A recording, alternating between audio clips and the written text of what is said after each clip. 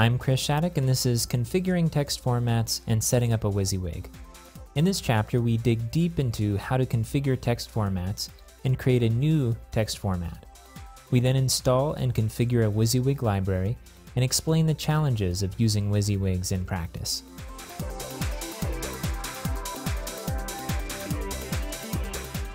In the last chapter, we ended by talking a bit about what text formats are and how we use them in Drupal. The general idea is that we input something into Drupal, and then when it gets output, we then use text formats in order to change the output in some way. In some cases, it's meant to enhance the output. In other cases, it's meant to filter or sanitize the output, just in case we can't trust the users who are inputting the content. And in this chapter, we're going to start by taking a closer look at text formats and how we can manipulate them. Go ahead and jump to the browser where you're logged in as an administrator, and go ahead and go to Configuration in the admin bar. If you look under the Content Authoring section, you see an item called Text Formats. This is where we can modify the text formats and how they work. Go ahead and click on this, and you see there's a list of potential formats available. There's the filtered HTML one, which we talked about briefly when we were just editing content. This is the format that's enabled for all users. You can see under this column the roles that can access this format, and for this it's anonymous user, authenticated user, and administrator, which means that anybody can use this format. We have a couple of operations here, configure and disable.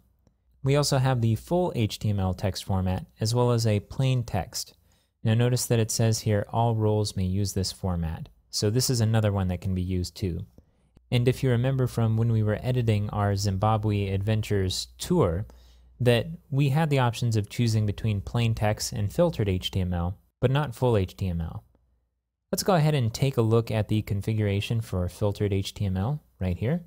I'm going to click on the configure link. Okay, so at the top we have the name, and in this case it's filtered HTML, and notice that a machine name gets created for it as well. These are the roles that can access this format. Right now, simply by being set to anonymous and authenticated, it's available to all users. I'm going to scroll down here. We have a list here of enabled filters. And so these are the different filters that stack on top of one another in order to be used inside of the text format. So a format is made up of filters. Without filters, a format wouldn't do anything to the input. So there are several that are checked here for the filtered HTML text format. The first one is limit allowed HTML tags, which, if you remember when we were looking at the tips below the text formats option, below our description for our tour, it listed the tags that were allowed inside of that field.